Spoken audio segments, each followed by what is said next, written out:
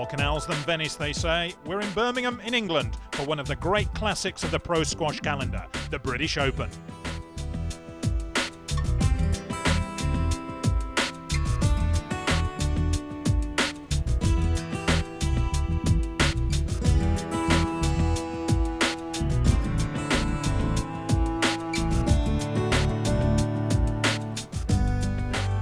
Before we join the crowds courtside here in Birmingham, let's remind ourselves of the world rankings. Jonathan Power, the laid-back Canadian, sits on top once again after an inconsistent start to the season for Peter Nicol. David Palmer, the young face of Australian squash, moves to number 3. Also on the rise, the new Malaysian whiz kid Ong Ben Hee, from 13th now to 9th. But the faltering form of the top names continues here. Power may have jumped to the top of the Super Series rankings, but he's out here in round 1. And Nicol adds to his Super Series problems with another shock exit. While Simon Park, previous world number 4, jumps back into the top 8 of the Super Series, he's also out in round 1, as is Paul Johnson, now struggling to stay in the Super Series top 10. So as we come to the quarter-final lineup, it's not the usual suspects. John White has taken out Del Harris in 3, whilst Chris Walker is pushed all the way by Ong Ben Hee of Malaysia. David Palmer, the only man playing to form, as he takes out Alex Scoff of Wales, and Lee Beachill, the New England star, has the rare delight of saying he beat Peter Nicol. So, a completely unexpected semi-final lineup in prospect, with John White taking on Chris Walker, back to the top level of the game after a long layoff. And more surprises could be sprung by the young star Beachill as he takes on the world number 3. The first match we're going to have a look at, though, the semi between Walker and White. White, the man you may remember, gave up his Australian registration to play for Scotland as a protest, and since settling in the UK has been moving up the world rankings. In this tournament, John White has only dropped 1 game all tournament, and that was in the first round 3 days ago, so he should be feeling fresh. He's been working on his physical game and his confidence just keeps growing. The last couple of months have got me a lot stronger, and with the strength and just the mental side of things as well, going onto the court, knowing that you're fit and that your fitness can last from the very beginning to the very end, and you can push the Peter Nichols and Jonathan Powers to 5 and still realise you've got a little bit left in the tank, and that that you gave it all your best, and to take them to the 5 sets, and they're 1 and 2 in the world, and to take them all the way and still feel okay afterwards, that's great mentally, and also feeling great physically. It's a great couple of great assets to take on court with you. You can't be overconfident going in there. He's had some good results, and he's going to be on a high as well. And he's going to be very confident in the way he's playing as well, because he is playing definitely very well.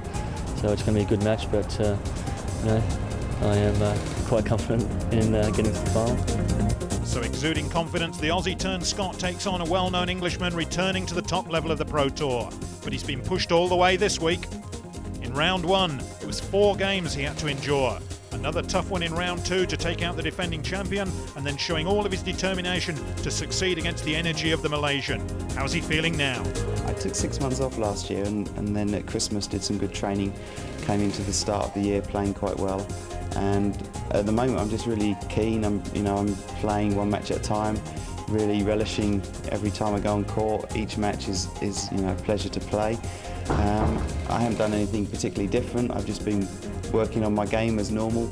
I'm still working on my footwork, working on my technique, and always topping up my fitness. So it's just come together at the right time, and I'm in a good frame of mind, so I'm just enjoying the ride. And along for the ride too will be our voice of squash, Robert Edwards, assisted courtside by former world number 2, Chris Robertson. John White, Scottish number 1 and world number 7 in the white shirt, serves to start this first semi-final of the I Group British Open 2001 here in the National Indoor Arena in Birmingham. And could you have more contrast in players? Chris Walker in the all dark kit, ranked 33 in the world, having come through qualification, playing the very in-form Scottish number 1. And Robbo, I have to ask you this. A qualifier has played 2 more matches than everybody else. How much will that have taken out of this older player's legs? Well, I don't think the qualifying games were particularly tough for Chris Walker. Obviously, standard's pretty high at the moment. But I think the fact you're on court a couple of extra times, maybe the mental tiredness, the things that go with the preparation and everything else. But this is an opportunity of a lifetime for Chris Walker. Reborn at 33, soon to be 34. And he will relish the opportunity of getting into a final. And it's true to be said that Chris Walker never been shy to ask for a let. This one up there. But this has been a real wonder story for him. Reaching the end of his career, starting to prepare a new career in America, and having put in a 6-month big burst in the fitness stakes, has made his best ever British Open, and here on the threshold maybe of a final. But John White, SO Open champion recently, is very much in form. And tactical match, Robbo? Oh, very tactical. Wonderful shot there from Chris Walker. Early on the ball, across the court. Here we'll see this cross-court shot. We'll get back to the tactics in a minute. Chris Walker really leaping into that. Johnny White showed his sign down the line and Walker took it cross-court. But yeah, I mean, Johnny White plays a very natural attacking type of game. Likes to hit the ball in short. Robert has a good deal of deception. Very dynamic. Chris Walker can play many different types of games, and I think tactically he will change his game around to do the best he can to upset Mr. White. And there, a little example of it. Soft backhand drop from deep. And I think we'll see lots of lobbing. There's the drop shot, lots of lobbing, lots of defending, lots of changings of angle. Mr. Walker's been around for a while, Robert, and he's got quite a bit of knowledge about this game. Well, yes, as looking it up, his first British Open was in the mid-80s, and he's been a consistent performer here since then. But nothing like this. He's left it to his latter years to produce the big one, and he's sitting there now needing one more to go the full distance. Chris, I think looking there, suggesting his backswing might have been impeded. Well, here we see it. Chris Walker wants it on the forehand, takes it on the backhand. Oh, that's only a let. He had room to play it. Safety, good decision though. And I have to make a comment about this court. It is a magnificent court that we're using here for the British Open.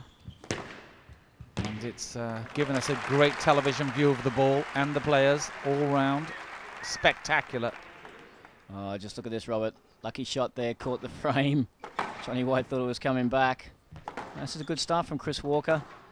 I'd feared for him a little bit in this match. I thought maybe Johnny White, being in form, could blow him away a little bit. But the campaigner, who's been around for a while, he's got the early lead and he looks pretty solid at the moment. Well, it's White who's doing the running at the moment, yeah. Well, he's combining boasts and drives. I should tell our viewers that Chris Walker is known on the circuit as Woolly Walker. No, that's a great forehand drive.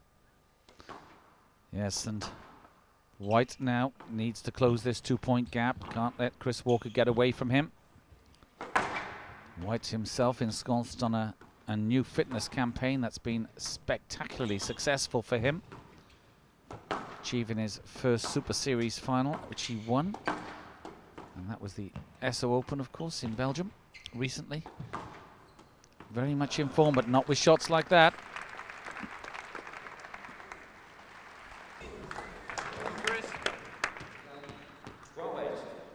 12-8. Chris Walker maintains his lead over his more illustriously ranked player, his opponent, John White. And Walker's playing some clever squash here, Robbo. Wow, it's fantastic squash. Beautiful finish there on the backhand volley. And he really has got the tactics right. Lots of lobs, drops, waits for the opportunity, and look at that. Take the legs out of that ball and put it softly in the neck. Oh, basic error. Serving out. He doesn't think so. Chris has been known to make the odd complaint at referees, question judgments, but it stays at 9-13, and Chris Walker needs 2 points to tie up this first game, and what an impetus that will give him in this semi-final. Well, he's so clever again, Robert, in the sense that Johnny White loves the ball around the middle of the court, likes the ball sitting up so he can crash it hard down into the neck and short balls, cross people. And there you see Chris wants to take him forward softly. Didn't work there. Takes him forward softly, lifts him high back, stops Johnny White from doing what he can do. And here we see another good forehand drive, held tight. Needs a few more of them though. And that's 10-13. White needs at least 3 more to get this back on level terms. And it's White at the moment in the driving seat there, controlling things from the front of the court and breaking the pace up a bit. Oh, a White special. And that's where you don't want to put the ball, middle of the court, free swing. And he really does hit it very, very hard. And this audience here today, obviously, being in England, are supporting Chris Walker. Again, he's telling the referee where the ball actually went. Well, he's been in complete control of this game, Robert, and next minute it's 13-12. So if Johnny White can sneak this first game, that will really go against the trend as we've seen so far. And there's just 1 point now. Chris Walker, if he's going to satisfy his supporters, has got to tighten things just a bit. White's on a bit of a roll. Breaking it up with these... Oh, and that deception had Walker looking flat-footed. Well, he bought that hook, line and sinker. Look, he goes up for the drop. No, ball's at the back. Great wrist there from John White. Probably the most exciting player on the tour today. Dynamic player. Oh, deception from Chris Walker. And again, fans the ball, plays it. This is almost exhibition stuff from him. And he's won the point. White got sucked in. And it's 14-13 game ball.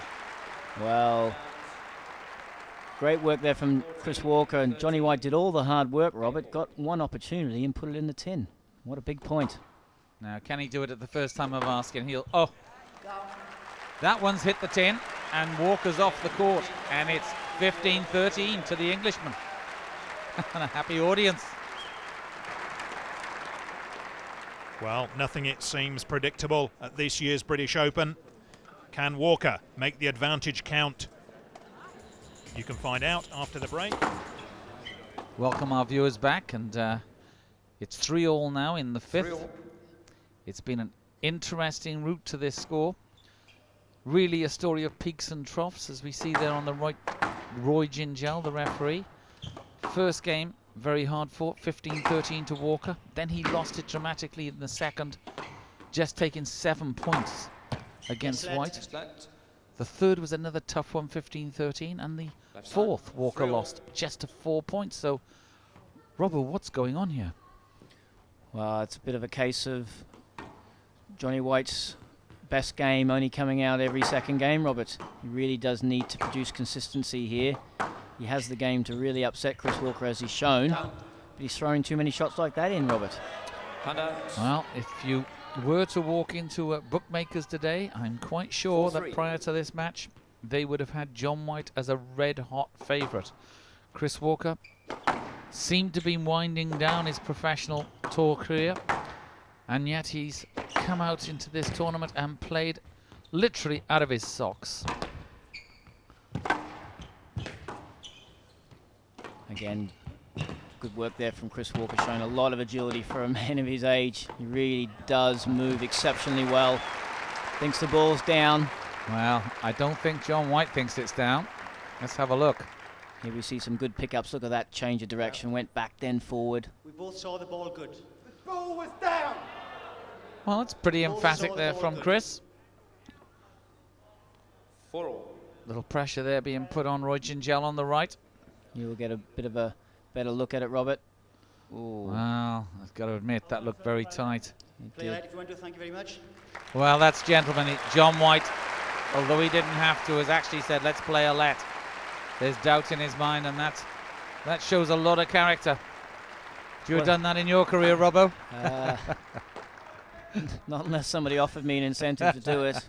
That is very sportsmanlike from John. I'm not quite sure it's his place mind. If the referees have decided that it's okay. Well, John White, one of the nicest guys you could ever wish to meet on this tour. Well, he's not going to lose his tag after that, is he really? No. But he does need to get some consistency in his game, Robert. I mean, he needs to keep the rallies long against Chris Walker. He needs to hold and hit him like he did in the second and the fourth games. But he quite often throws up these periods where he makes a lot of mistakes and goes for lots of power shots, and it's really not necessary against Chris Walker, who does cover the front of the court exceptionally well. Well, I know for a fact, John White, talking to him this morning, his fitness program has been really huge over the last 6 months, and he hasn't got a physical problem. He's just got to get his game together. Well, here, bad choice of shot. Forehand drop shot, not good enough. Can't get out of the way, and that is an easy stroke. The other thing we've got to remember, Robert, is this is the 5th game of the semi-final of the British Open. Nerves are going to play a part here. It's all about the person that can shut that out of their minds, get on and reproduce the squash that they do day after day. I think if it gets tight, Chris Walker will have the necessary experience. Well, experience he certainly is. Mr. Rubberman, Chris Walker, can bend himself into all sorts of shapes. Fine athlete, Chris Walker. Could have probably played virtually any sport. Terrific movement. Well, in terms of the set of muscly legs in squash, this guy has got those pair of legs. They really are incredibly flexible, incredibly strong. And that's why, coming up to 34 years of age, he's able to compete at this level. And again, deception from Walker, holding the ball, almost fanning it before playing. Playing lots of angles now, Chris. Good decision from the referee. Not even a murmur from Chris Walker. That was a hopeful let. Not even much hope of this. Here we see it. There is a line there. He doesn't really want to go and get that. Well, certainly on the league of who's asked for the most lets, you've got to give it to Walker. I think he's actually asked for nearly 30 lets now. John White, 7, I think, at the moment. No let. Another good decision. Ball gets punished for it. No, he's not in the way, Chris. The ball was another yard up the court. The replay will show this. There, the ball's on the wall. Johnny White's a long way away from the wall. And I think the people out there have to understand that Chris Walker doesn't want to play that ball, Robert. It's tight. He's moving in at pace. He really just wants a let so he can continue and play the next point again. So it's excellent refereeing. Yes, the referee for this match from Wales. And that's a no let. 6-5. And 6-5. Now, John White, it's the 5th game. It's the semi-final. The Golden Orb waits for these guys. The final of the British Open. What a prestigious final to play in. Another good turn of angle there from Chris Walker. And there we see him go to play that ball, Robert. That's what a few no-lets does, but that's dreadful. That's a dreadful boast from John White, and he knows it. This is what he's been doing, you see. He's been getting into some control, and look at this. That really was poor. Hope he forgives me for saying that, but that... Then an immediate cross-court attack from him. Walker nullifies it, slows the pace down. Just gets the ball to the back, and he's picked up the point. Walker is playing the match of his life, Robbo. Well, he is, Robert, but look at this. Same shot, this time on the forehand side from Johnny White. He hits it up, but what is he trying to do? That boast is going nowhere. It opens the court up. It's a tremendous response, but again, it's very, very one-dimensional. It's spectacular, but he's not hitting enough of them up, Robert. And White will kick himself if he doesn't succeed here. Well, I fear for his tactics at the moment. Down. And there, a very quick error. 8-7. And what a quick turnaround. He's had 3 no-lets given to Chris Walker, gave him the lead, and now he's given 3 mistakes back, and he's lost the lead. Again, he goes for another cross-court nick. Down. Reverse angle. Well, that's incredible. I mean, correct me if I'm wrong here, Robbo, but should his tactics for John White not be keep it deep, keep it straight, move Walker around? He's 33. He's played a huge amount of matches to get here. Well, you don't have to be the brain of Britain to work that one out, Robert. Yeah, I agree 100%. It really does look like the occasion this 5th game is getting to Johnny White a bit. I mean, he wins the second game 15-7. He wins the 4th game 15-4. He's obviously got a game that can hurt this bloke, but those last 4 errors, or 5 errors even, really does smack of nervousness and desperation. Well, let's see what happens here, because You feel if White can just tighten it up. But it's an inspired Chris Walker at the moment. He's finding length next. He believes in himself, and he's a dangerous man when he's in front. Wow, clever shot there. Turned on that ball. Took Johnny White away from the tee and then played a beautiful length down the line. The crowd will love this if Chris Walker goes into the final. Again, Robert, very, very one-dimensional. Chris Walker saw that ball getting caned in short. He knew it. He moved forward. And another beautiful length, this time on the volley, on the forehand. The crowd are responding. They're lifting him. And he's the sort of player who will respond. Ex-captain of England. Always played that much better when he was wearing the flag of England on his tracksuit. Oh, he's a big match player, Chris Walker. There's no two ways about that. Has a lot of competitive spirit. And then he does that. I've got some shots as well, says Walker. Well, it sat up nicely for him, middle of the court, but you still got to hit it, and boy, did he hit it. Well, I think Johnny White was 6-5 up, Robert. 6-5, and it's now 13-7, and we can do the math, and that's not very good for him. 13-7. Now, can he put? It's not over. If White can put the brakes on Walker. Stroke to White. Well, he started one stroke, but he's got a long way to go. And Walker grimaces, argues with the referee, goes back to the fight again. Here we see the replay. Oh, harsh decision, because Chris Walker made a big effort to get out of the way then, Robert. Maybe that's what Johnny White needs, though. He needs that little bit of luck just to get him back in the groove. Oh, finally, he's been hitting so many of those, chopping those volleys short with great accuracy.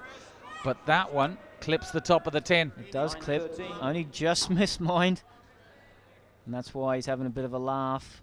He knows there was only an inch in that. Chris Walker, ever the professional. Been a great advert for the game during his entire career from Colchester in England. The home of Del Harris, produced a lot of good players, the area. Look at that again, Robert. Oh, and that one he totally misses. Yeah, that wasn't a good one, but tried to set the point up well. Lots of volleys short, drops, and then lobs. 10-13. Now he's come back to double figures. It's just 3 between them. High drama indeed. In the back there I see Neil Walker, Chris Walker's younger brother. Oh, he's got a bit of the shakes now. That's 3 mistakes in a row. Oh, he doesn't want to see this one again, does he? No, that's pretty low. 11-13. That's scaring the high-tech sign, that one. Left-handed Walker finds the tin. Boom, White is on a bit of a roll. Now, that's a big one. It's a good decision in my eyes. Well, just when you think you know what's going to happen, the other player then goes and makes me seem like a complete and utter novice. But there is Adel El Gharib, the ex-Kuwaiti #1 watching in the coloured shirt. Quite a character, recently retired. Big friend of Chris Walker's, flown here from America to watch this match.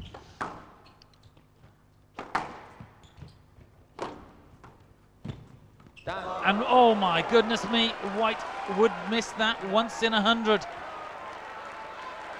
He had Walker dead. He had him buried.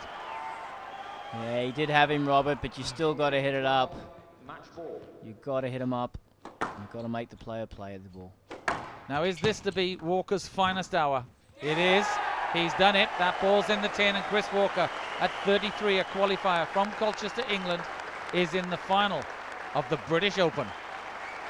And they love it. There he hugs his coach Neil Harvey. And the final ball from John White into the tin. And exultation from Chris Walker. Yeah, it was a very up and down game with that. You know, I was feeling I was controlling it. Then when I was off the pace, he was controlling me all the time as well. And he just did a little bit better than I did today.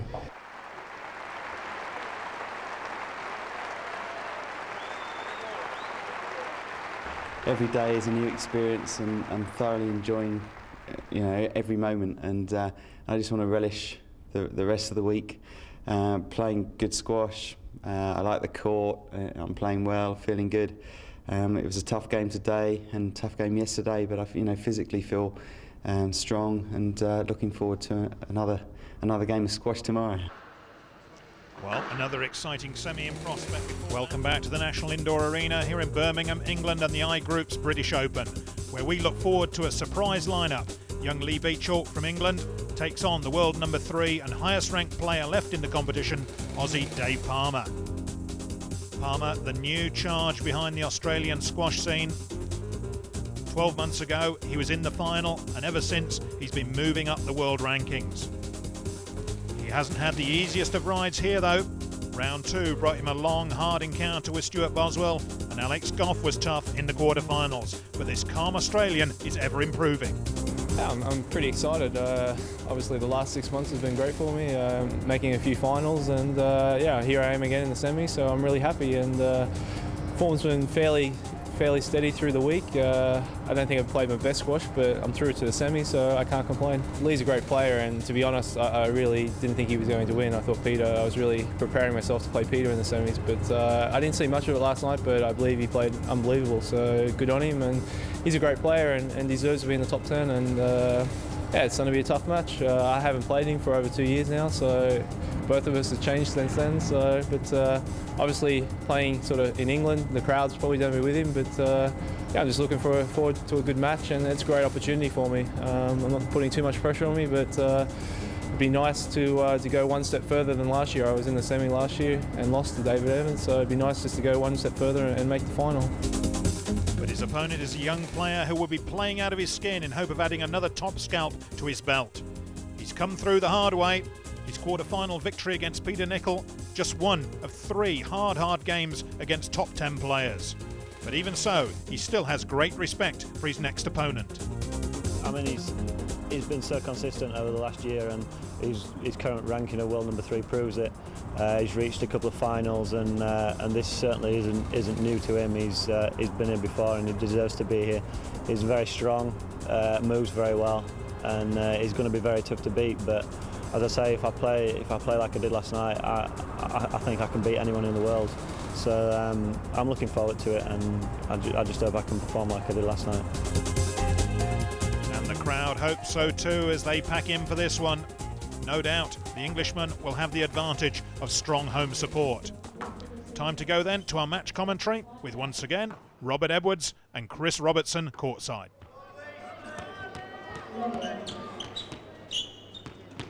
Now this match has thrown up a lot of interest. Second semi-final of the I Group British Open, and we have 2 contrasting players, both colour-wise and country-wise. Now serving, we have Lee Beachill, the new hotshot of the tour, who's had the most sensational British Open.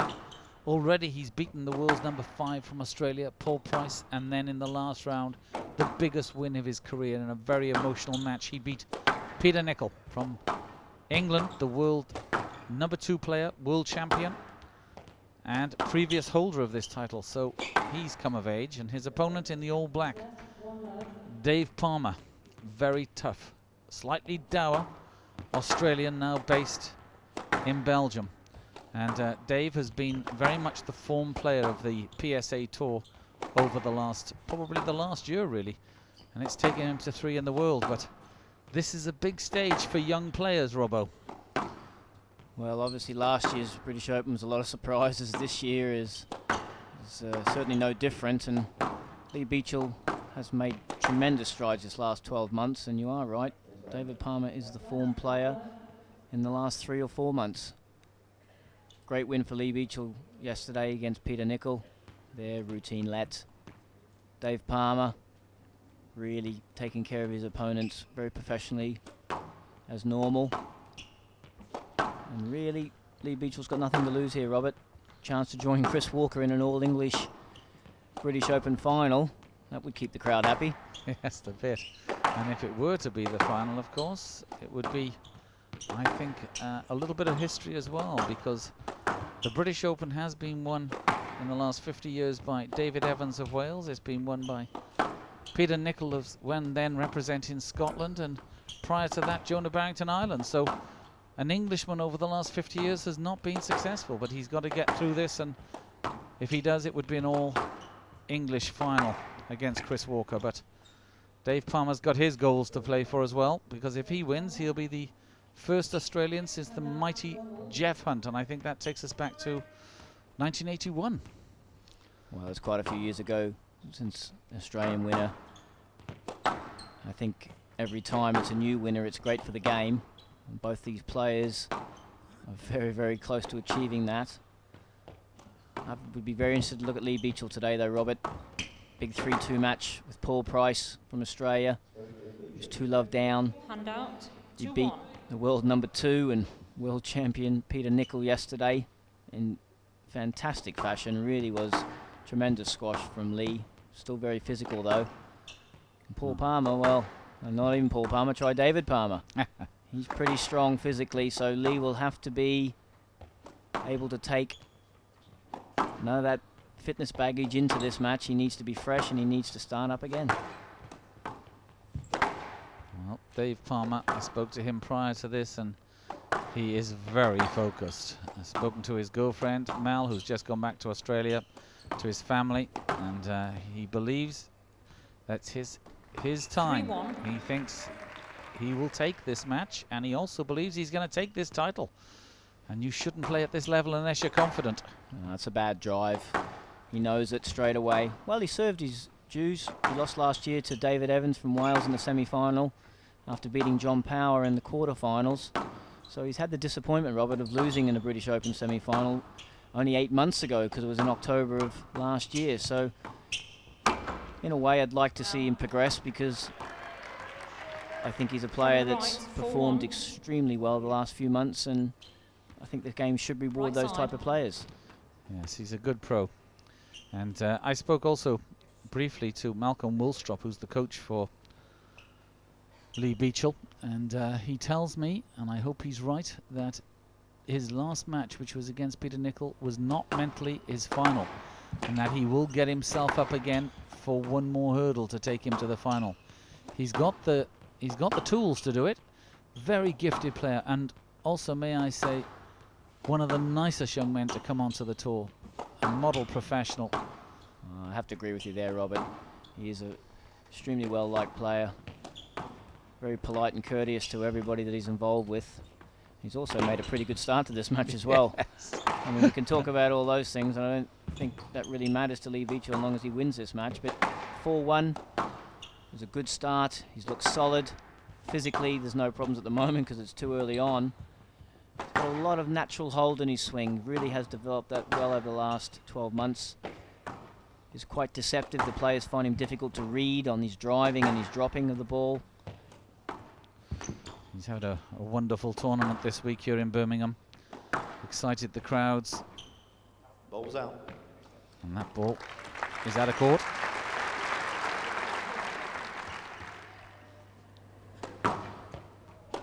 And Dave Palmer has continued to just hold the edge here. 12-9 in this first game of this second semi-final, and now extending it to 13-9. 13-9.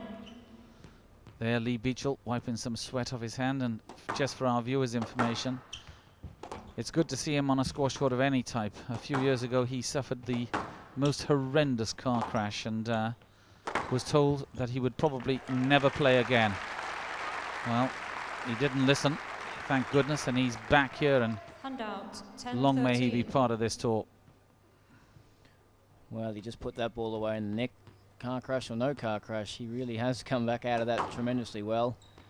And he's gone from strength to strength every month after that, Robert, and he had a tremendous career as a junior. He's probably considered to be Yes, left, the 10, best junior 13. in the world for his age, even though he did not win the World Junior Championship. And he has taken that pedigree on to senior level. Yes, because it's quite a jump from junior into senior squash. It's the best boys and the men. Well, it's a bit of a jump Down. up, and he's now done it. And a welcome addition, and this result in this tournament alone, I'm sure, will 11, take him 13.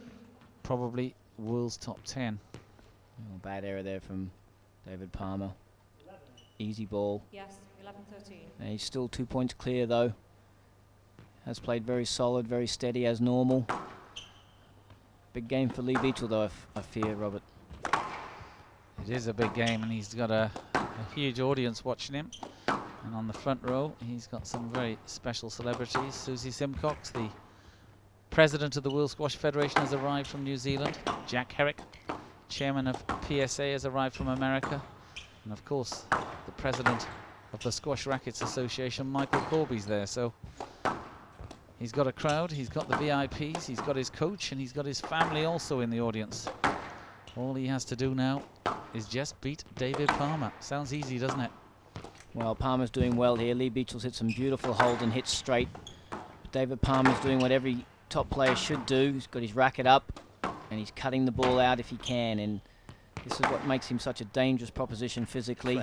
Yes, let. Yes, let 11-13. Antonellet. Now this is an interesting point. You'll notice Dave Palmer, and there Tony Parker on the right, the referee for this, a world referee. Left side. You'll notice with David Palmer, he spends most of the match when the ball's out of play by pulling the tongues of his shoes, and when he walks across the court he has the most amazing walk where he bumps the front of his foot to keep his foot well down inside the shoe. It's the most peculiar movement, and he just does it. I don't know whether it's nerves or what, but he's done it, he says, since a junior. Stroke to Palmer. And there it goes again. Hand Oh, out. that's a very, 14-11 very harsh game call. ball. Watch this here on the replay. Lee Beachill, I do not believe there is in the way. I think if you're going to hit Lee Beachill there with a cross-court ball, it's going to go reverse angle. Well, that means hitting it off the right-hand wall in that case, but it's game ball to Dave Palmer, and he's taken it with a tight one. One love to the Australian, world number 3. We welcome our viewers back, and it's Lee Beachill now leading in the second game, but of course 1 game to love down against Dave Palmer in the all-black kit. And Lee Beachill desperately needs Yes, to let take this 13-10. second game. Dave Palmer with a 2-love lead would be a nightmare to have to hunt down. No, he's done very well here to come up back after this first game loss. He really has controlled things a lot better. It's stopped David Palmer getting that work rate across the middle, which he does so well. Oh, that was tight, Robbo. Oh, these balls are really good. Yeah, they're not bad, these two, are they, really? Yes, they're not bad at all. Both coaches have done a lot of work with them between games. Sean Moxon, an Australian, used to be on the tour, now based in Belgium. Little trickle boast there. Thank And you. Dave Palmer didn't chase it, clapped by his opponent. Yes, both players have got their coaches with them. Malcolm Woolstrop 14-10. working with Lee Game ball. Beachill, and Sean Moxon, another Australian, working. He's flown over from Belgium for the latter stages of this tournament to talk to Dave Palmer between games. And that was a magical little boast. Absolutely floated its way across like a butterfly. Yeah, it was And dead, now wasn't it? 11-14, Didn't bounce much game off the ball. front wall at all. It was a good couple of points from both players. Lee Beachill, previous point, nice trickle boast. And there, good response there from David Palmer. Both players are now producing some excellent squash. I get the feeling we're going to be seeing this young man, Lee Beachill, in a lot of finals in the years to come. And a good spirit between the two players. 12-14 game ball. Yeah, it is, isn't it? I think they should remember in the semi-final of the British Open here, these two. Yes. It's not a Sunday afternoon knock down the local club. Yes, the body language, a little touch there from Dave Palmer on the back of Lee Beachill. Down. And that one produces a punched fist from Lee Beachill, and it's 1 game all.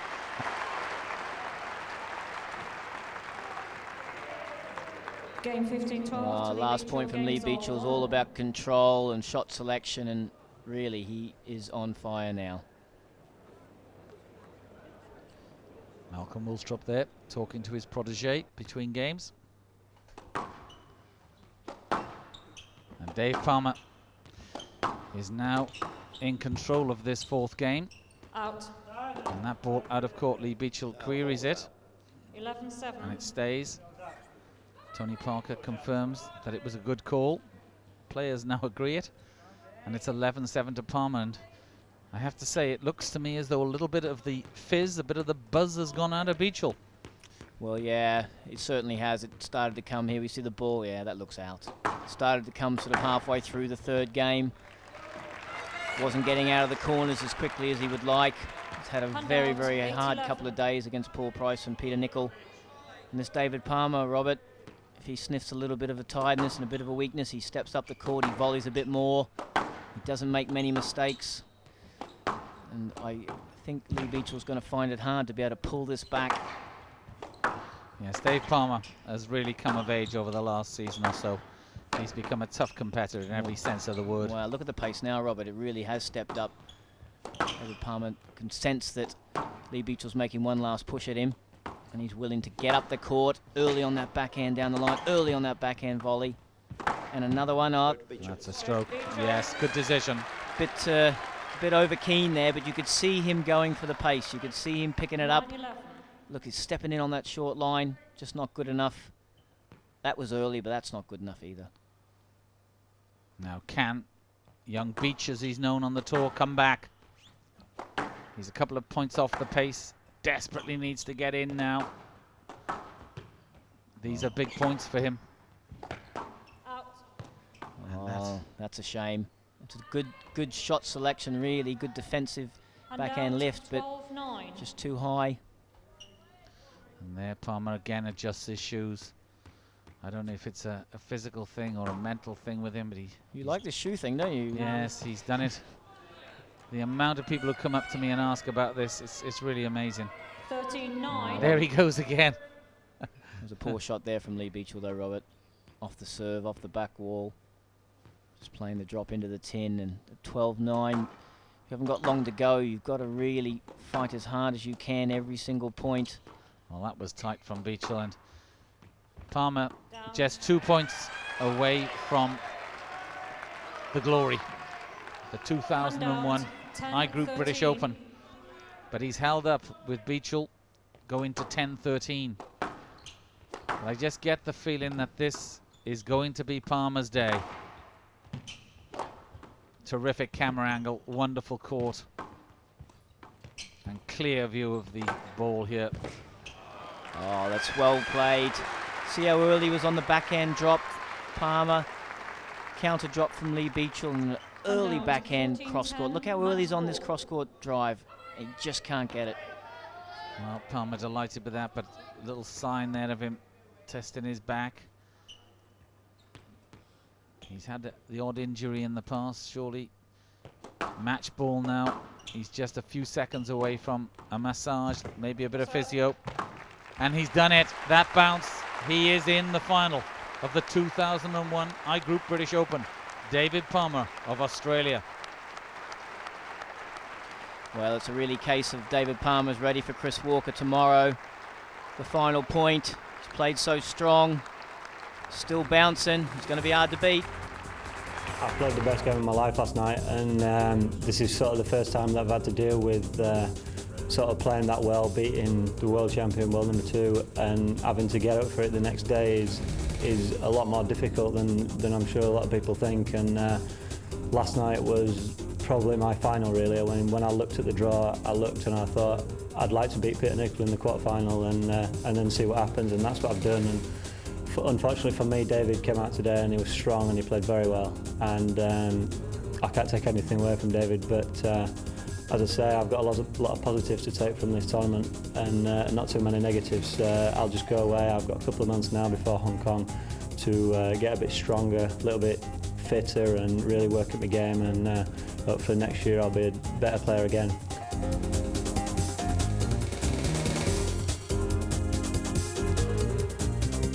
I was pretty happy.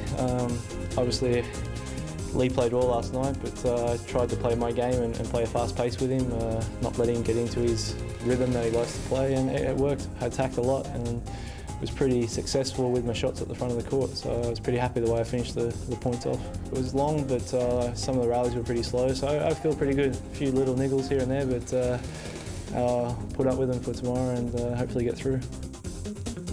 Well, as the fans enjoy the trade show here, their minds will already be anticipating a great final. Will David Palmer continue his move up the rankings to world number 2? Or will Chris Walker spring yet another surprise? We're back in Birmingham, England for the climax of one of the most prestigious titles on the pro squash calendar.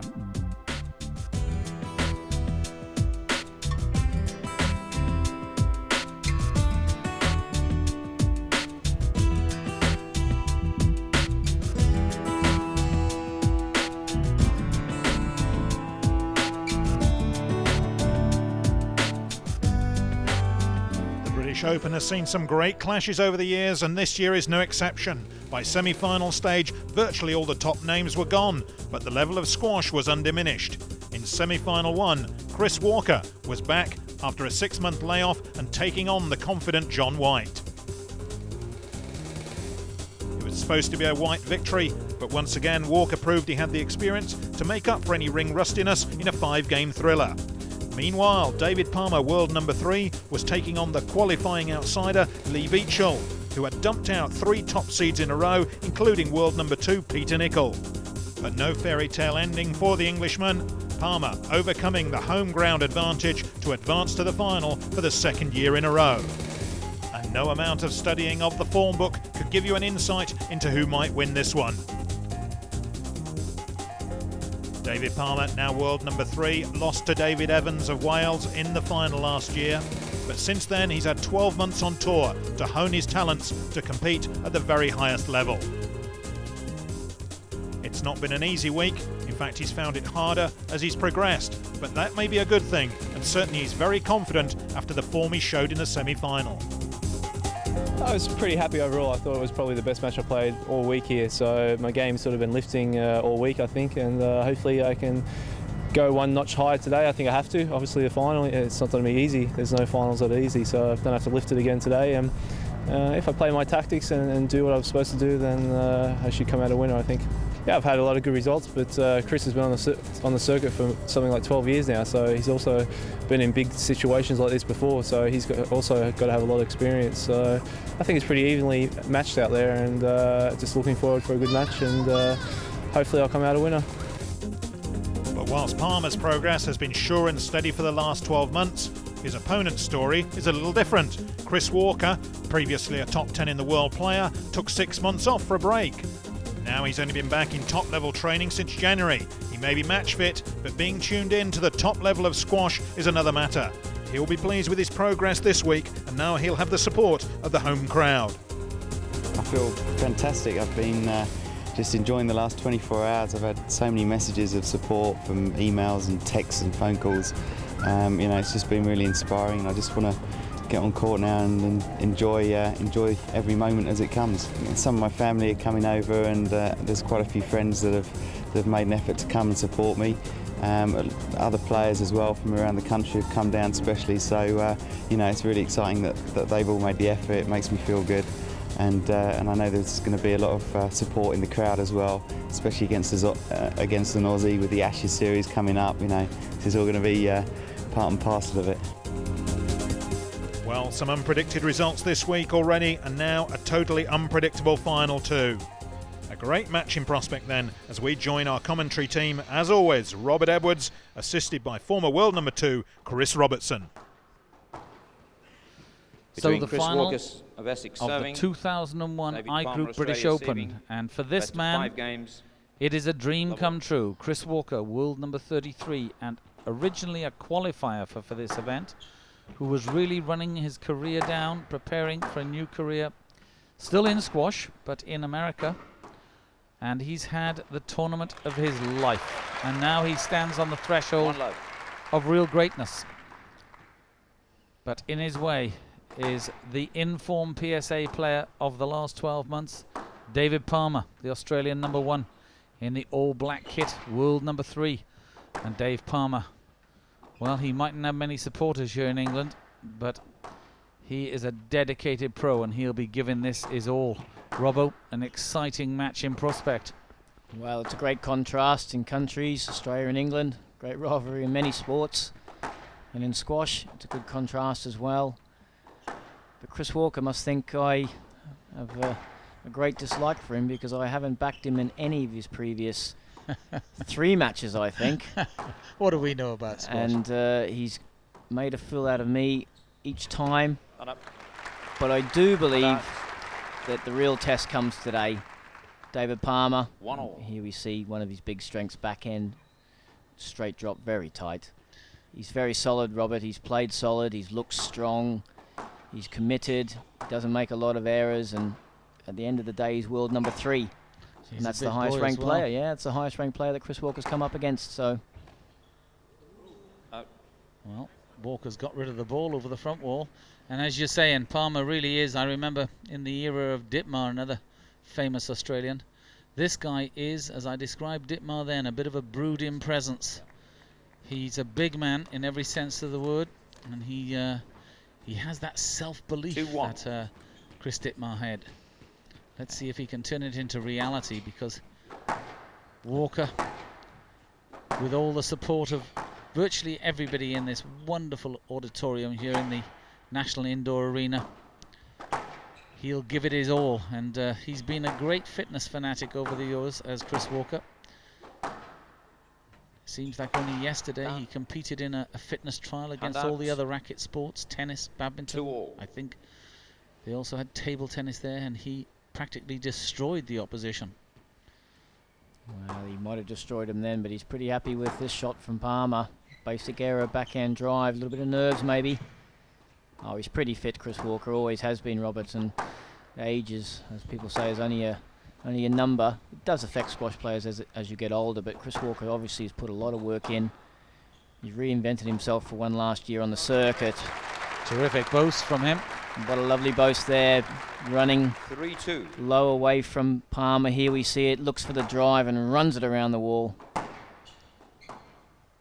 And of course, Chris Walker, one of the great stretchers of the game. You'll see him stretching and preparing for up to 3/4 of an hour before a match and afterwards.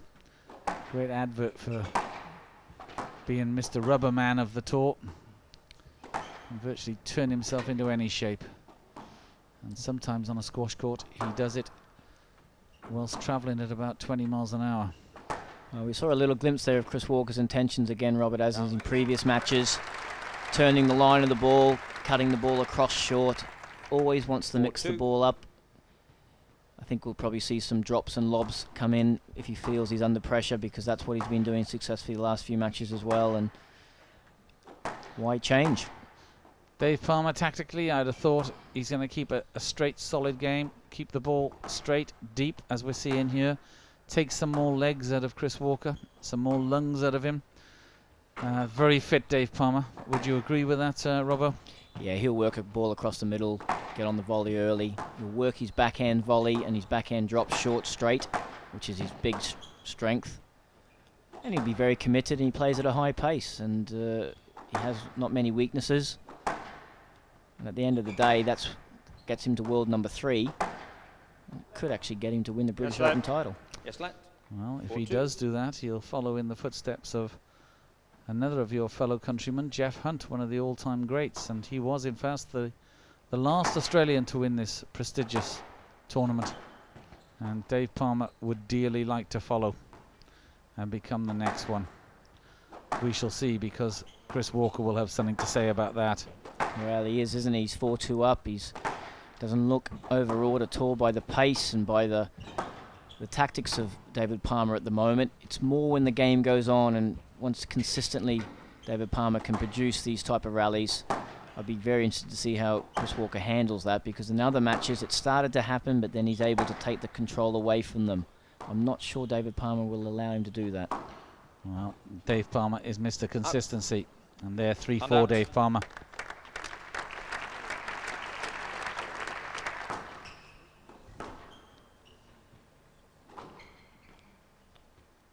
And Chris Walker still holding an edge at 13-11 in this first game. And considering he's played 2 more matches in this tournament, having come via the qualification route, he would be delighted if he could take this game and take an early lead on Dave Palmer. Oh, great rally. Chris Walker on the ball so early, jinking it forward and back.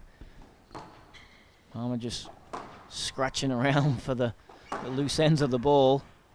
But you get the feeling that Palmer is prepared to work. He's got a Yes, let. huge Yes, commitment, massive All the patience. pickups were good. Well, he has, Robert, but he really has shown some signs of nerves here. 11-13. Here, good pickup. Close Left to a let. side, please. He looks a bit nervous, Sorry?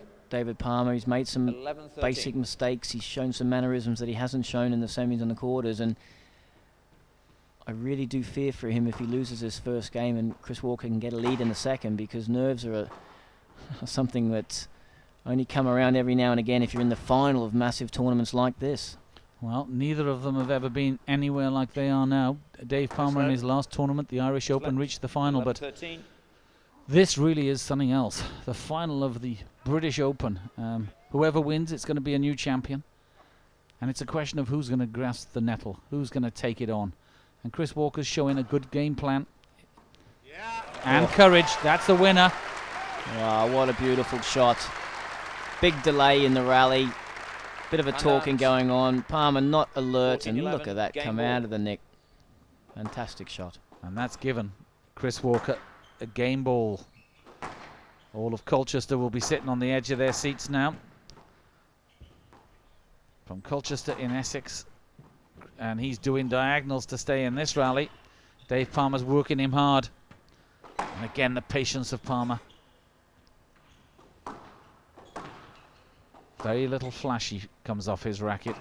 Solid, thoughtful squash. That's what Dave Palmer's about. With a fine database of physical abilities to go with it. And now that's interesting. It's a stroke. Walker won't be happy. He says he's got all year to play it. It doesn't matter if you take all year, Chris. If you're standing in the way, and he will get a perfect 12-14. view of Game this. ball. Ball comes back through the middle. Look at the backswing. He's going to hit Chris Walker, and that is a stroke. Yeah, well, Chris has always been a slightly vocal player on court, and he'll let the referee know his opinions. But he's still sitting on a game ball. Even though Palmer's serving, it's Walker's game ball. And now he's got a great position. Oh, he gets the let. He's going to query that. Watch the excessive swing as well. Peter Lawrence of Wales, who's referee in this match, not only doesn't give him the stroke he wants, but tells him off for excessive swing, looking for the stroke, I think he's suggesting. That's a good decision as well, Robert. It was a similar situation, but it wasn't the same. And at the end of the day, the referee has to decide on each individual case. I think the crowd see it a little bit differently to that.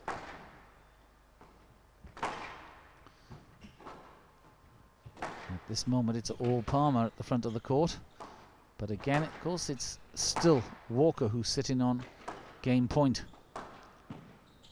Again, turn of angle. See that turn of angle, Robert? It really is a nice little added touch from Chris Walker. He's just trying to mix the things up a little bit. And down.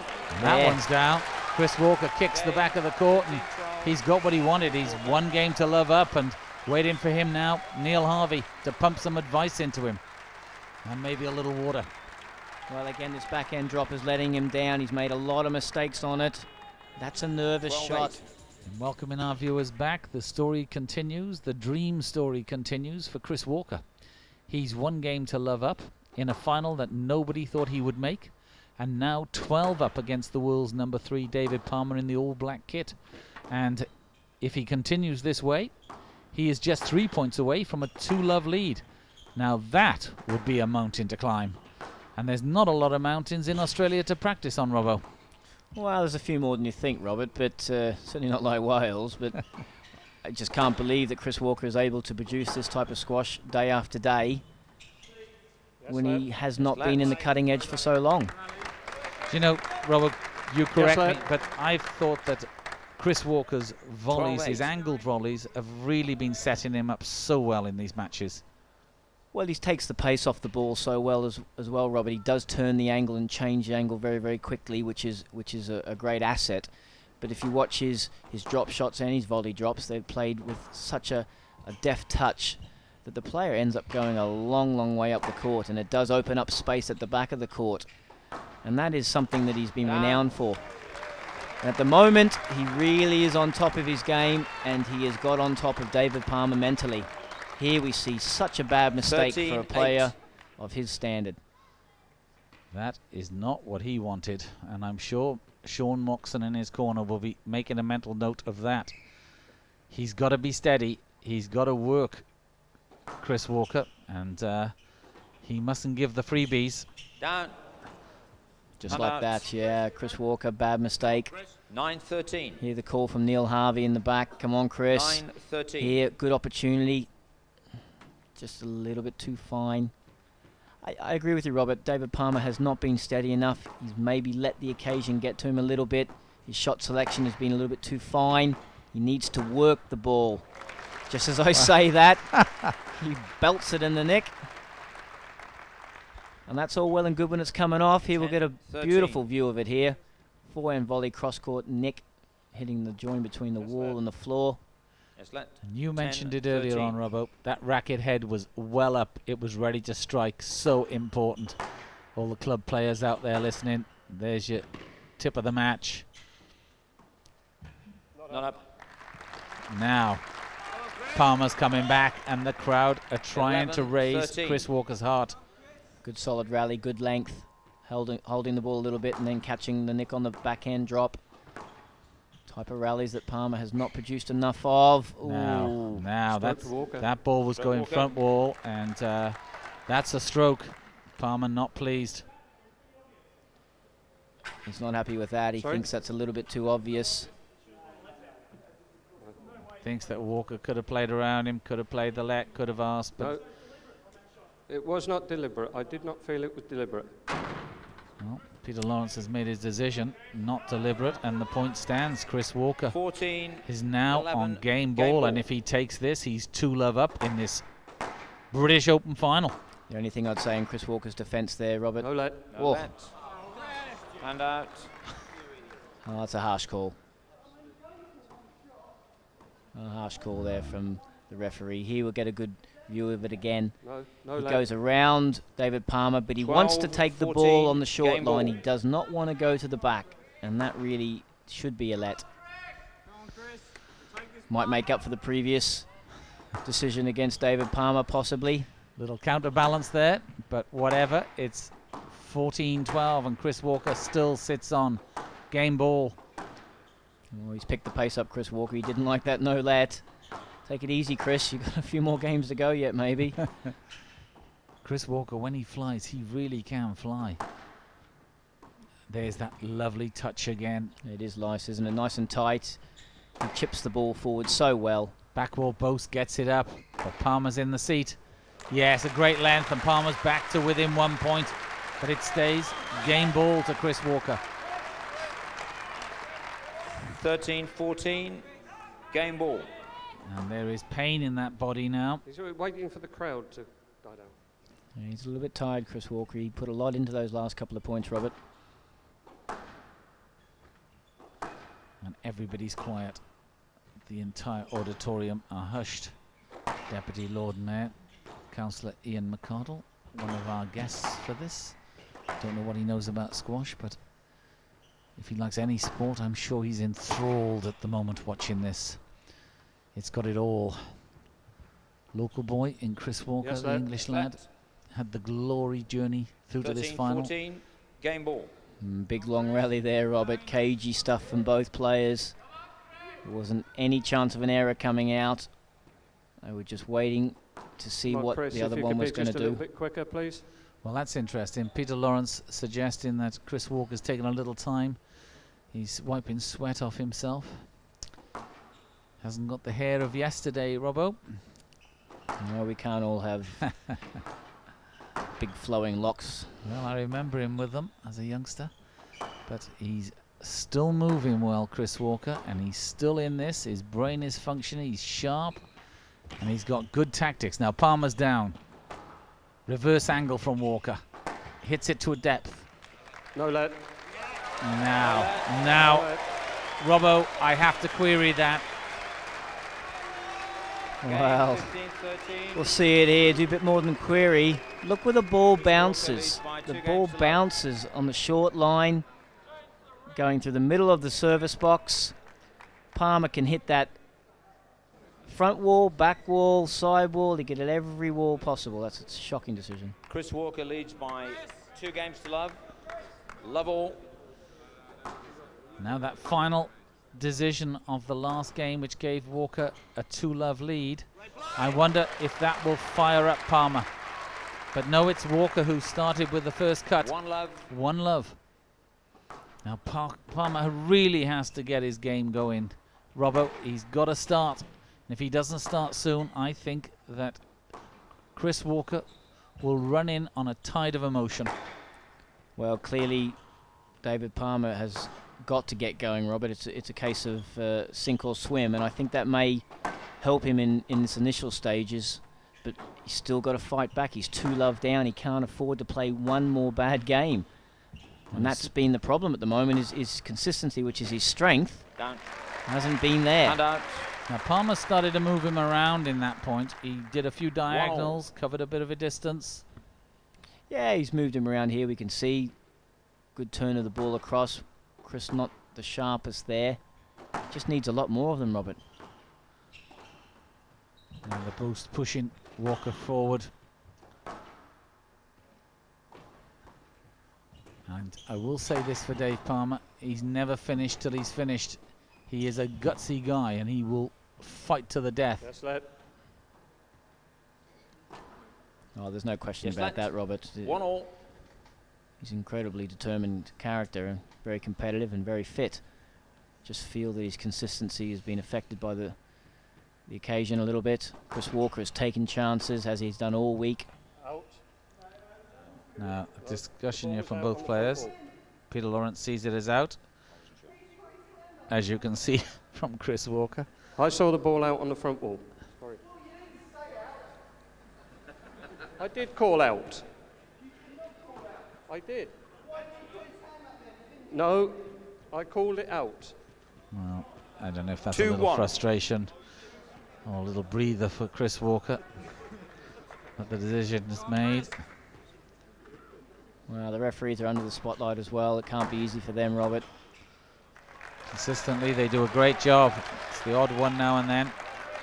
3-1. And they will hate that as much as we do, but it can happen. It's human. Be interesting to see as well now, Robert. All week Chris Walker has been saying he's been happy to be here and he's just taking one match and one game at a time. He's now 2-love up. He's in the final of the British Open.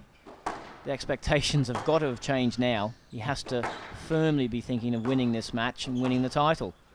Maybe that's going to hurt Chris Walker and help David Palmer. Well, Palmer there changed the angle, changed the direction, and it really hurt Walker. 4-1, Palmer's off and flying in this third game. Well, that's 5-1, and Walker doesn't seem to be in it, and it looks to me as if Palmer is really striding with some purpose and determination, speeding the whole performance up. Well, again, it's a case of I've got to get myself into this match, and it's his last hooray. And Chris Walker looks like maybe he's 6-1. Come to the first physical question stage. And he's just hurting a little bit too much at the moment. Well, 6-1 is a good lead at this level. Palmer's holding the tee. Dave Palmer from Lithgow in New South Wales. 7-1. It's a mining area, I understand, a coal mining area, and he could have well been a coal miner. I'm very pleased that his parents put him on a squash court and sent him over here. It's let 7-1. Because he's been a sensation on the tour. Adds a new dimension, really. Out. Well, Chris Walker has lost the plot here a little bit. Well, maybe that's a little bit harsh. He hasn't lost the plot. I just think he's physically struggling, Robert. Come on, Walker, please, a bit quicker. Now, he's being chased by the referee. Robert, I have to ask this question. Professionally, would you be thinking at this stage, do I let this one go, take a breather and come back? He's 8-1 down. Is he going to fight?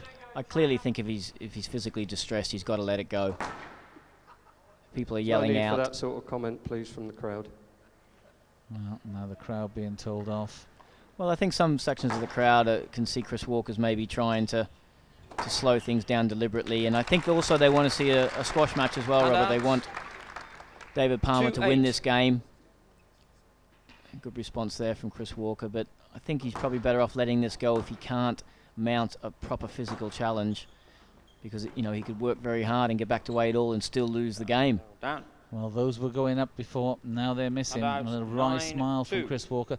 Yes, the crowds at these British Opens are probably the most knowledgeable in the world, and they like their squash. And although they'll support their local man, they want to see a spectacle. They've come to see a big final. Well, they're certainly going to see another game, that's for sure. Chris Walker's really just guessing here at the moment. He's going through the motions. It's the only problem with this pointer rally scoring to 15, Robert, is once you get so far behind, it's really very difficult to peg it back.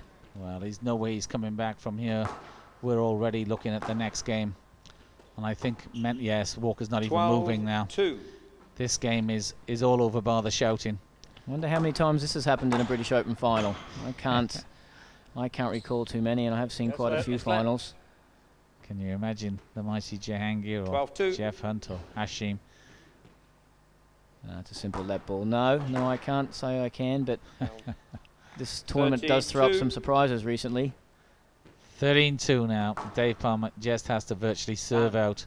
14-2. And we're into a fourth game. And then it's a question of, can Chris Walker come back? Has he saved something for the next game? This one, 6 minutes, and it's all over. Palmer's back in it. Welcoming viewers back to the National Indoor Arena here in Birmingham, and it's Dave Palmer who's leading in this fourth game, and it's 3-8.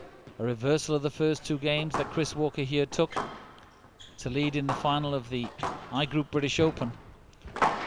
But now it's starting to look as though Dave Palmer is hurting Chris Walker. Robbo, 3-8. Is there signs of stress here from the English player? Well, there's a perfect example there. See that the punch out of the corner with the legs is not quite the same zip in the body. He can't get out of the corners and recover maybe as quickly as he could in the first two games. And obviously with that knowledge, David Palmer is stepping into the ball a bit quicker. And Stroke Palmer. It's all snowballing on Chris Walker at the moment. And credit to David Palmer as well here. He's got to still play those beautiful shots, those drop shots, those volleys, those boasts. He's still got to hit the shots up to force Chris Walker to run to them. Well, it was a great pickup, and he kept it low and then was able to get back in and claim the stroke on that last point. And it's 9-3 now, Dave Palmer. And a little flick up there just to keep the ball into play. Good length from Chris Walker. Not much is dead, though, at this level.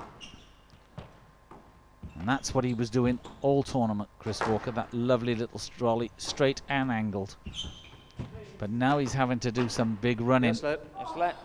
Oh, dear. Now, that's questionable. Why is that? Why is this a let, Robert, please? Why is that a let? The ball's tight to the wall. Oh, you're right, David. You're right. That's a big hand doing a bit of punching there. But as always, Dave Palmer gets back to it. That professionalism comes out of him. He knows where he's at. It looks like he's going to win this fourth game. And if he does, that's 2-all. And Walker starting to look like he's suffering a little oxygen debt, a little pain, a little suffering. They're a great angle, though, from Walker. Yeah, good response. You know, you can see it here. Turns that angle. David Palmer going straight. He looks physically distressed, though, Robert. He does not look like he's got the energy in the tank to be able to mount a challenge. It makes you wonder if, having come all through such a long road, reaches the final of the British Open, Chris Walker, 2-love up, and then was he just one game away from absolute glory at the latter stage of his career? I wonder. But it's not over. Even though he's down in this fourth, there's another game to follow, should he lose it. But it's starting to look as though Dave Palmer's going to take it to 5. Well, it's been 15-2, 10-4. It's 25 points to 6. It's fairly clear who's on top at the moment. And it's a cruel sport when you're on the end of it. Oh, that's a solid rally. Type of rally he needs. He controlled the length of that rally, controlled the middle. See, Palmer's coming from a deep position. Good early, soft volley, tight. And that's his shot, isn't it? Hasn't he played that well? Just pushed it, controlled it so well, feathered it into the neck. Well, so many of our younger players nowadays from all walks of life hit the ball so hard, short. Chris Walker shows you can do it softly, and are we getting a mini revival? Yeah, it's a destructive shot when he plays it. A lot of power there from Palmer, though, still, wasn't it? He leapt out of the corner. I'm not quite sure he's got the same fatigue in his legs. No, I get the feeling with Palmer, Walker. there's a lot in there. From a coal mining area. I think his fires are stoked up with some pretty strong fuel. That's a good decision. That's a stroke, Robert, but we've been doing a bit of talk, and it's now 7-10, and a real change of emphasis here. Fist from Walker, disgusted throw away from Palmer. And Palmer, you know, he's 2-1 down, Robert. He can't afford to get nervy. If Walker can get within shooting distance of that winning tape, he will be a nightmare, because he's got the shots, he's got the experience, and 7-10. And he's got the crowd behind him to lift him. Clever there from Chris Walker. You see the way he tried to get the referee to look at David Palmer supposedly blocking. Maybe that will come to his aid later on. That's better. That's better. He needs... Oh, I thought that was up. 8-10. Oh, that's now not that's better. Interesting. Now just 2 points. I thought this initially was up, but no, it's clearly down. And that's a nervous shot again, Robert. Well, a punch from Dave Palmer with his left hand there.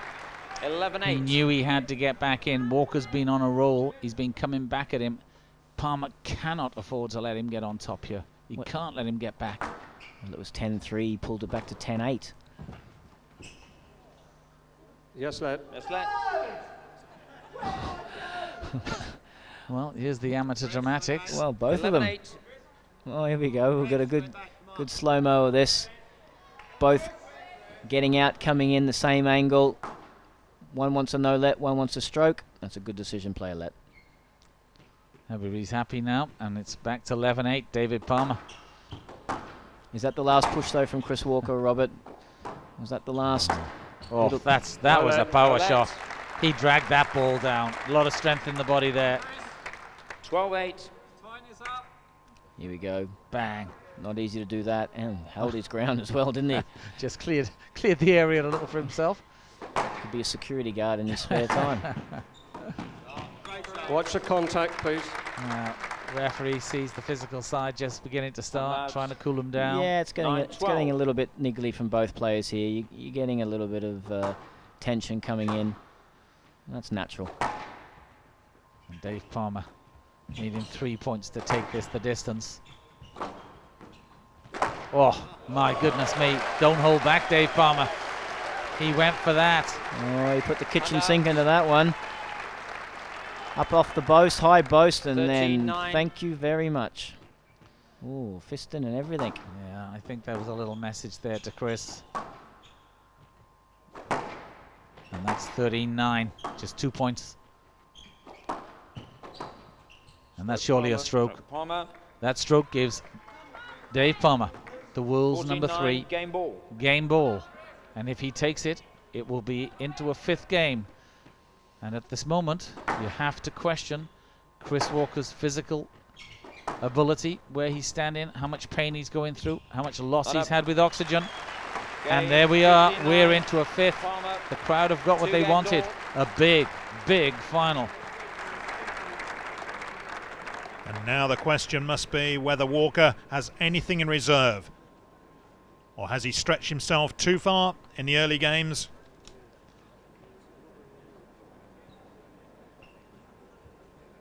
We're about to find out, and as David Palmer waits for his Robert Edwards for the climax of the match. Well, it's all over, bar the shouting. All the players that travelled here from every continent has got down to these two. David Palmer serving and Chris Walker receiving. They're 2-all, putting them into the 5th game of the I Group British Open 2001 here in Birmingham. And the 5th is almost a game within itself. And the question is, can Chris Walker use his experience, his guile, and the support of the crowd to run out a winner? Or will we see Dave Palmer hold the lid down on him, push him through another pain barrier, and become, after Jeff Hunt, the next Australian to win this mighty tournament? Robbo? Wow, that was exactly the start Chris Walker needed. Good length there. Got Palmer deep on the backhand side, and he needs a good start. He's physically obviously hurting. It's what he does with his game. Does he change it? The ball was in. Oh. Now that's interesting. Dave Palmer immediately put his hand up to suggest it was out. The marker has called it out, and the referee has overturned the decision, so it stays 1-love to Chris Walker. Well, he's got to do that. The referee has the final say. But Chris Walker, if he's tired, Robert, what can he do? You know, he needs to take the ball forward. He needs to open the court up, I suppose, to try and get the winning shots. Or does he rally and pick up some free points at the back and put some pressure on David Palmer by the nerves and getting a bit of a lead? Here we see it. Good length ball, just catches a nick, and that's going to happen if you put it down there enough. Well, that was deep. He buried Dave in the back corner then. Well, this is a good start, isn't it? This is the type of start you want. 2-all, British Open final. You're tired. That was tight. And there, Palmer again attending to the shoes. No, you're off on the shoes again. I mean, good response here from David Palmer. You don't want to go too many points down. Again, Chris Walker taking it forward from the back. Nice counter drop, and look how tight that is. Yes. Now, I think these next few points are going to decide just how much Chris Walker's got in the tank, because I'm sure Palmer is going to try and stretch him around this court, lengthen the rallies, suck him dry. I'm sure you're right. I'm sure Chris Walker's going to look for every opportunity to finish the rally. But again, David Palmer did a Chris Walker, rallied, caught a nick. 2-all. It's even in the catching the nicks stakes in this fifth game. And it's 2-all, 2-all. Couldn't get closer. Down. And that one's on the tin. And out comes the calls. Come on, Willie. Of course. Neil Harvey, Chris's coach, knew that was a bad mistake. Knew that was letting your opponent know that you're mentally and physically tired, and that's not the sign you've got to give out. Down. Oh, another one. Too quick. Too quick. 2 errors. No work in there. Neil Harvey, you've got to work. Here we see it. Good position to play the drop from, but 4-2. And Palmer just getting away from his man in this final game. And I'm sure the crowd will get behind Chris Walker, or Willie Walker as he's known by a lot of the people. No. Oh, that's a deadly drop. Yeah. Soft.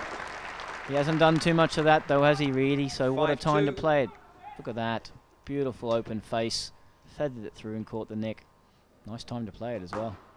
And it's given him 5-2. And Dave Palmer will be putting all thoughts of victory away from his mind. He's the sort of player who will dig, get tight, and he'll push this one away.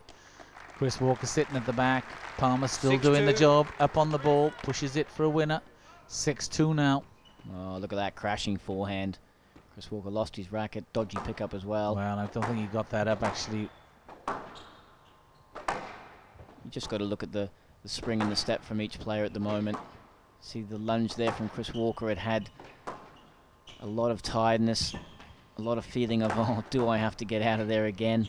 And I'm sure at the end of this, win or lose, Chris Walker will say that those 2 extra matches that I had to play in qualification hurt me. Yeah, I'm sure we probably will, but I think somebody will probably come back with the line of get your ranking a little bit higher so you don't have to qualify, but that was a bad nick attempt there from David Palmer, and Chris Walker let him off the hook with a simple error. Yes. Yes, let 7-2. Wonderful view of this magnificent court.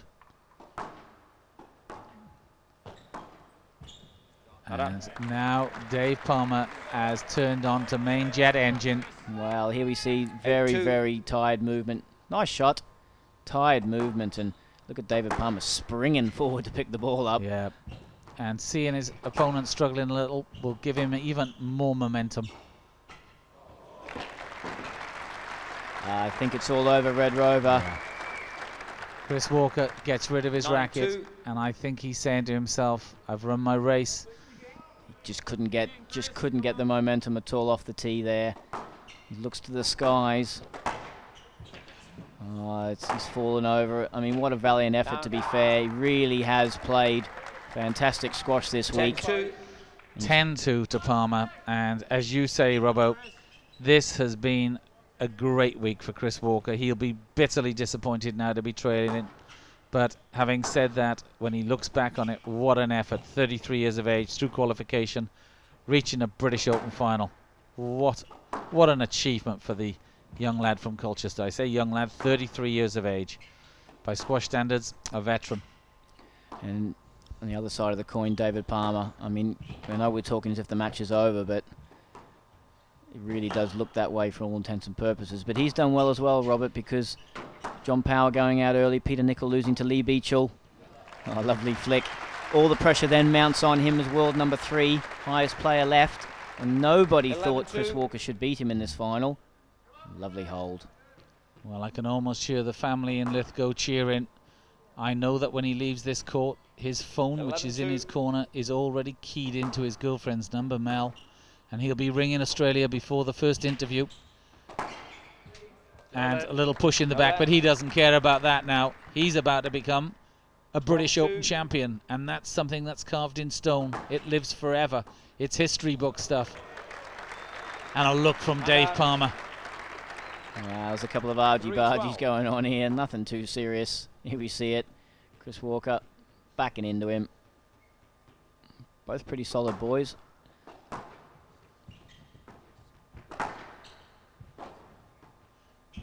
And I think the expression is, it's all over bar the shouting.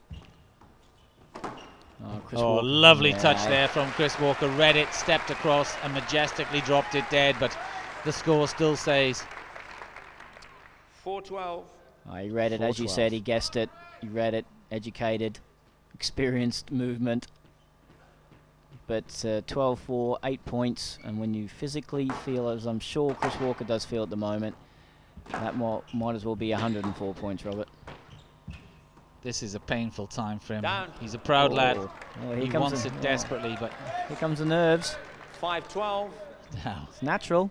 It's natural. He was nervy in the first 2 games, Chris, and I just wonder. Now, can the gods be cruel? Oh, they're never this cruel, Robert. Surely. Would hate anybody to lose a match from this position, particularly a British Open final. That would scar you. Dave Palmer has had such a great couple of years, has been such a good model pro, so respected on the PSA Tour, and if he should win this, he'll be a worthy champion. And he looks like he's going to take it.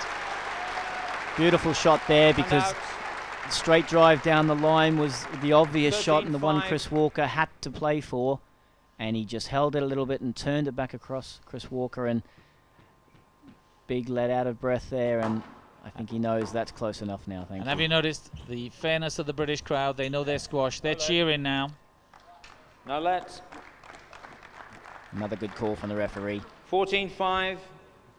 Match ball. And that's match, game and championship point. Dave talks to himself. 1 more point and my name's written in history. I will become the 2001 I Group British Open champion. I want this desperately. All these years, and this is the pinnacle of his achievement. He's done it. Dave Palmer is the I Group British Open champion 2001, and a worthy champion.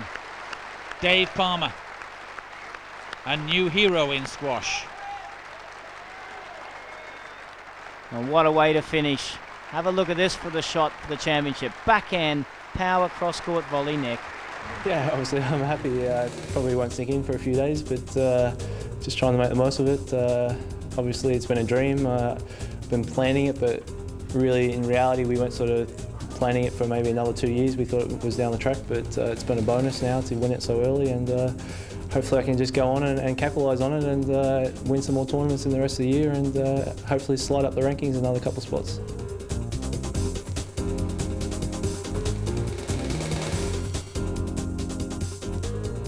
Almost certainly, yeah. I mean, I had a couple of tough games in the quarters and the semis, so I just gave 100%, and so I'm obviously disappointed now, but I'll sort of think about it over the next few days and relish really what, it's sort of a dream since I've been a little kid, and to get this far has been great. And maybe Chris Walker will take consolation in the new state of the Super Series rankings. He's at number 7, while Power slips to number 3. But it's David Palmer who hits the number 1 spot for the first time.